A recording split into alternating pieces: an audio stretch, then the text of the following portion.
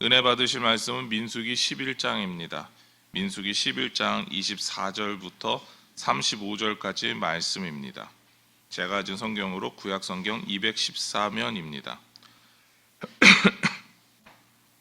민수기 11장 24절부터 35절까지 말씀 우리 같이 한 목소리로 읽겠습니다. 모세가 나가서 여호와의 말씀을 백성에게 알리고 백성의 장로 70인을 모아 장막에 둘러 세우매 여호와께서 구름 가운데 강림하사 모세에게 말씀하시고 그에게 임한 영을 칩칩 장로에게도 임하게 하시니 영이 임하신 때에 그들이 예언을 하다가 다시는 하지 아니하였더라. 그 기명된 자 중 엘닷이라 하는 자와 메닷이라 하는 자 두 사람이 진영에 머물고 장막에 나아가지 아니하였으나 그들에게도 영이 임하였으므로 진영에서 예언한지라. 한 소년이 달려와서 모세에게 전하여 이르되 엘닷과 메닷이 진중에서 예언하나이다 하매 택한 자 중 한 사람 곧 모세를 섬기는 눈의 아들 여호수아가 말하여 이르되 내 주 모세여 그들을 말리소서. 모세가 그에게 이르되 내가 나를 두고 시기하느냐. 여호와께서 그의 영을 그의 모든 백성에게 주사 다 선지자가 되게 하시기를 원하노라. 모세와 이스라엘 장로들이 진중으로 돌아왔더라. 바람이 여호와에게서 나와 바다에서부터 메추라기를 몰아 진영 곁 이쪽 저쪽 곧 진영 사방으로 각기 하루길 되는 지면 위 2규빗쯤에 내리게 한지라. 백성이 일어나 그날 종일 종야와 그 이튿날 종일토록 메추라기를 모으니 적게 모은 자도 10호멜이라. 그들이 자기들을 위하여 진영 사면에 펴 두었더라. 고기가 아직 이 사이에 있어 씹히기 전에 여호와께서 백성에게 대하여 진노하사 심히 큰 재앙으로 치셨으므로 그곳 이름을 기브로 핫다 아와라 불렀으니 욕심을 낸 백성을 거기 장사함이었더라. 백성이 기브로 핫다 아와에서 행진하여 하세롯에 이르러 거기 거하니라. 아멘. 우리 이 시간 같이 받은 말씀 통하여서 선한 하나님의 뜻을 따라라는 제목으로 오늘 말씀 받겠습니다. 하나님의 백성들을 하나님의 뜻에 따라 신실하게 인도하기 어렵다라고 하는 모세의 이야기에 하나님께서는 그 이야기를 들어주셨습니다. 그리고 하나님께서는 모세가 잘 해결할 수 있도록 해결책들을 제시해 주었습니다. 그래서 모세는 하나님의 인도하신 가운데 자신과 함께 백성들을 도울 수 있는 70명의 장로들을 뽑았습니다. 이후 하나님께서는 백성들을 위해서 메추라기도 보내주시게 되죠.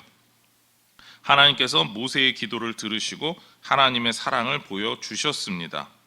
이러한 사랑이 있다라고 하면 우리는 하나님께 감사하고 하나님과 함께 한다라고 하는 그 감격스러워하는 그런 마음이 있을 겁니다. 그럼에도 어떤 사람들은 여전히 악하고 부족한 모습을 보였습니다. 그러한 사람들의 여러 모습 가운데 그렇다면 하나님은 우리가 어떻게 행하기를 원하실까라는 오늘 한번 그런 생각 속에서 말씀을 접근해 보려고 합니다. 하나님께서 모세와 함께 백성들을 위해 봉사할 70명의 장로들을 뽑았습니다. 하나님의 선별 기준에 따라 선택된 사람들을 모세는 하나님의 장막, 그러니까 성막 앞으로 다 불러 모았습니다. 그리고 그 사람들 앞에 하나님께서 나타나셨죠. 이때 놀라운 일이 일어났습니다. 25절 말씀을 같이 읽겠습니다. 여호와께서 구름 가운데 강림하사 모세에게 말씀하시고 그에게 임한 영을 70 장로에게도 임하게 하시니 영이 임하신 때에 그들이 예언을 하다가 다시는 하지 아니하였더라. 아멘. 하나님께서 영광의 구름 가운데 모세에게 나타나셨습니다. 그리고 모세와 함께한 그 70명의 장로들에게도 나타나셨죠. 그리고 모세와 함께 있었던 70명의 장로들이 그 자리에 임한 하나님의 영을 따라서 예언을 하기 시작했습니다. 하나님의 말씀을 선포하기 시작했던 것이죠. 성경에서는 하나님의 영이 잠시만 그들과 함께 하셨다라고 말씀하십니다. 성경에서 하나님의 영을 따라 말하는 사람을 선지자라고 이야기를 합니다. 하나님이 먼저 알게 하셨고 깨닫게 하셨기 때문에 그것을 통해 백성들에게 설명을 하는 사람이다라는 겁니다. 하나님께서 왜 70명이나 되는 사람들에게 하나님의 영을 따라 말씀하게 하셨을까요? 예언하게 하셨을까요? 선지자로서 모세와 같이 하나님의 뜻을 백성들에게 전하고 교훈하며 삶을 지도해야 하기 때문입니다. 모세의 과중한 부담을 덜기 위한 사람들임을 드러내시기 위해서, 그리고 모세와 같이 이 사람들의 말을 존중해야 한다라고 하는 의미에서 하나님께서 그 모든 일들을 행하게 하셨습니다. 우리가 하나님의 일을 하다 보면은 때때로 우리의 힘으로 하면 좋겠다라는 생각을 갖고 우리가 일을 할 때가 있습니다.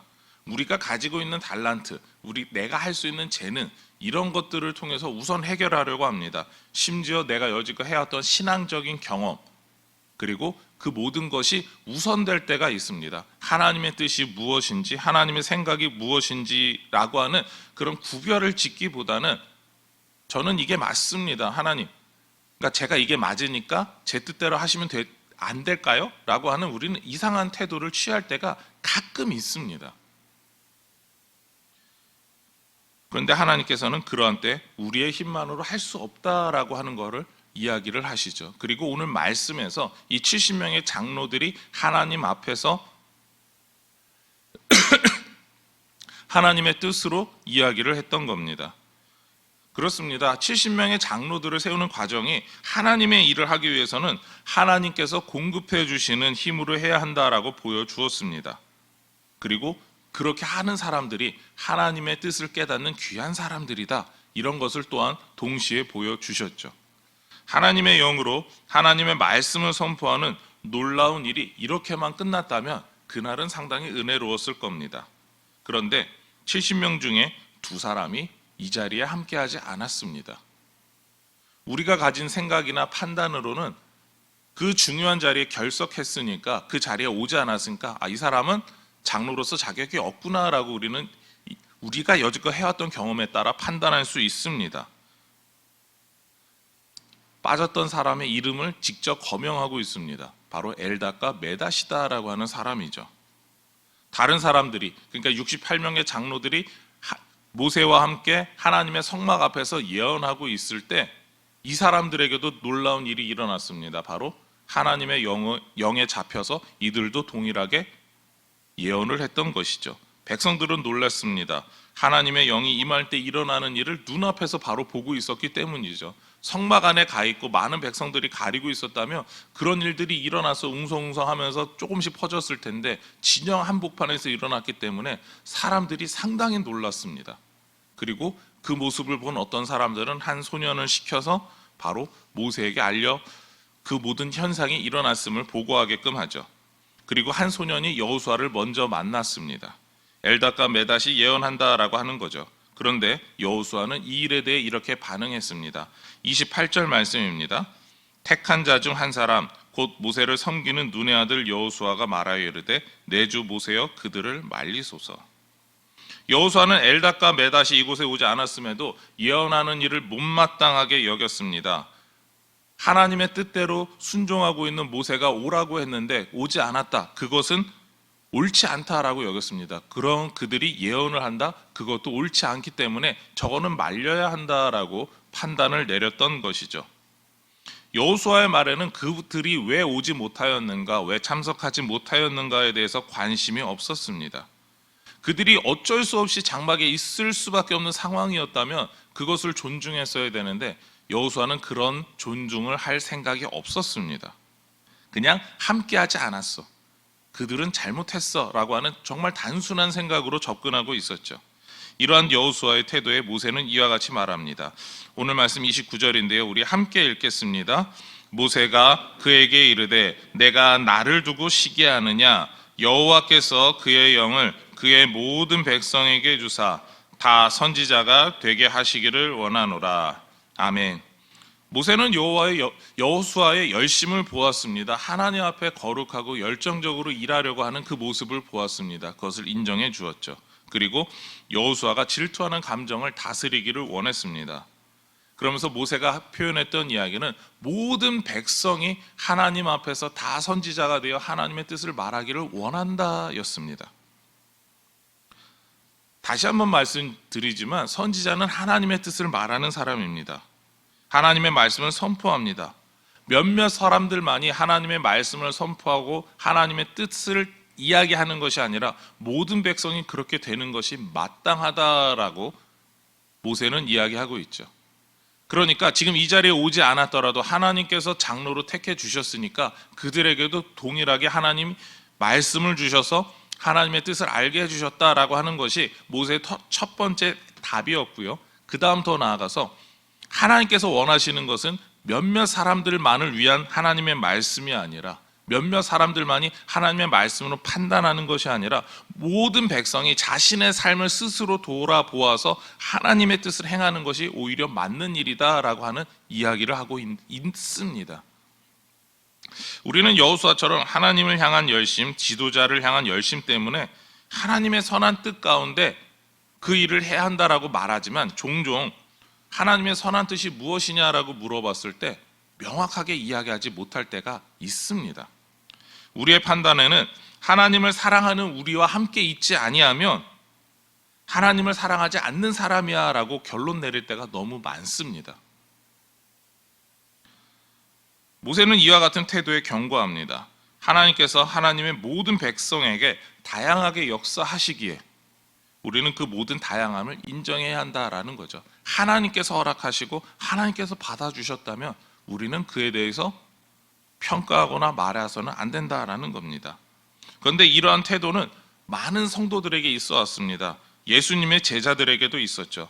예수님의 이름으로 귀신을 내쫓는 사람들이 있었습니다. 제자들은 제자들과 함께 예수님을 따라서 다니자라고 제안했습니다. 그러나 그 사람들은 그렇게 하지 못했습니다. 그래서 그들에게 예수님의 이름으로 귀신을 내쫓는 일을 하지 못하게 막았습니다. 이에 대해 예수님께서는 이렇게 말씀하셨죠. 누가복음 9장 50절 말씀인데요. 예수께서 이르시되 금하지 말라. 너희를 반대하지 않는 자는 너희를 위하는 자니라 하시니라.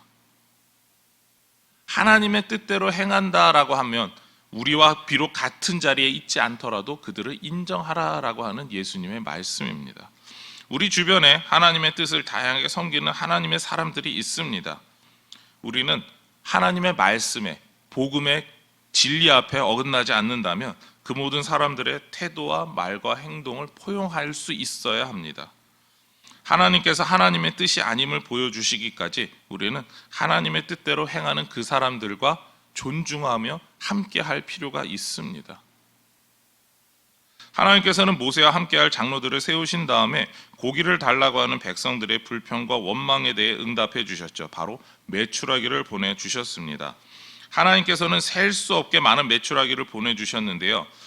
오늘 말씀을 보면 메추라기가 땅 바닥에서부터 90cm 높이로 광야에 쌓였다라고 합니다. 그런데 그 광야에 쌓인 길이가 어느 정도였냐면 이스라엘 백성들이 친 진영 끝에서 각자의 그 테두리 끝에서 약 하루 길 정도를 가야지만 그 메추라기 떼의 끝이 보였다라는 겁니다. 그러니까 메추라기가 엄청나게 많이 뒤덮었다라는 이야기입니다. 몇 마리인지 도대체 어느 정도 왔는지 우리는 구체적으로 파악할 수가 없습니다.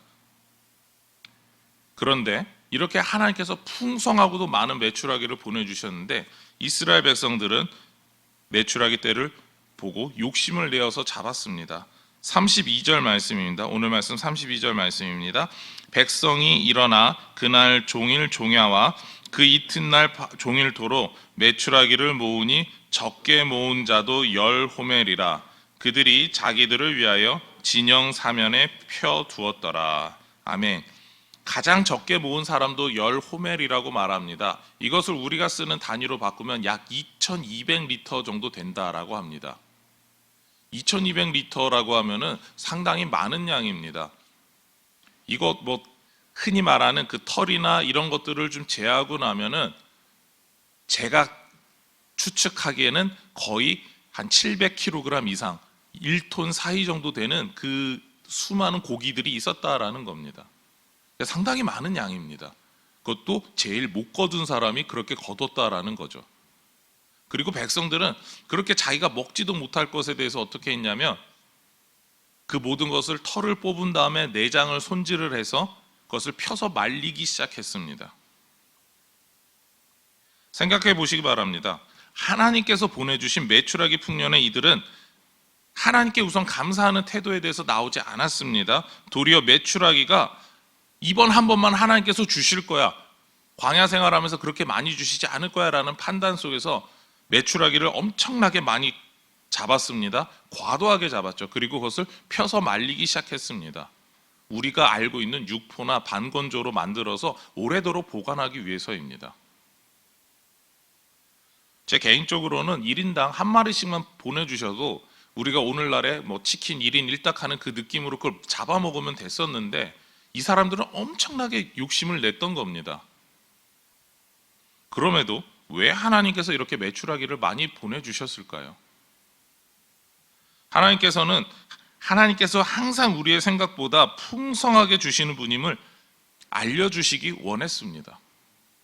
그런데 이스라엘 백성들은 하나님께서 이번 한 번만 이렇게 보내주시고 더 주시지 못할 거야 라고 생각했습니다. 그런데 이스라엘 백성들의 삶을 생각해 보시기 바랍니다. 광야에서 그들이 먹을 것이 없을 때부터, 아니 그들이 먹을 것이 필요한 그 시점 때부터 하나님께서는 매일 만나를 주셨습니다. 만나를 그들이 자신이 먹을 만치만 매일매일 밖에서 퍼 담을 수 있었습니다. 그와 마찬가지로 하나님께서 만나를 주시듯이 메추라기도 주실 수 있는데 백성들은 그런 생각을 하지 못했습니다. 오히려 하나님께서 매일매일 만나를 주시지 않느냐, 그 생각을 전혀 하지 않고 있었습니다. 그래서 이들은 이미 만나를 통해서 훈련을 받았음에도 불구하고 고기 앞에서 하나님께서 지금 우리에게 이 동일하게 주실 수 있다라고 하는 그런 훈련을 잊어버렸던 거죠. 그래서 메추라기를 과도하게 잡았습니다. 자신들의 욕심에 따라 움직였습니다. 그래서 하나님께서는 탐욕스러운 이스라엘 백성들을 심판하셨죠. 33절과 34절 말씀입니다.